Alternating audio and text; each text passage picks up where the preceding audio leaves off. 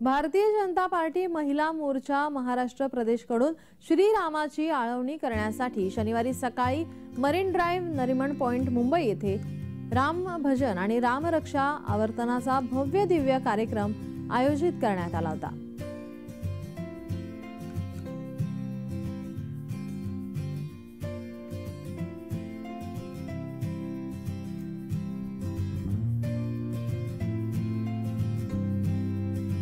भाजपा महिला मोर्चा महाराष्ट्र प्रदेश यांच्याकडून या कार्यक्रमाचं आयोजन करण्यात आलं होतं। मुंबईतल्या मरीन ड्राइव्ह नरिमन पॉइंट इथे या कार्यक्रमाचं आयोजन करण्यात आलं होतं।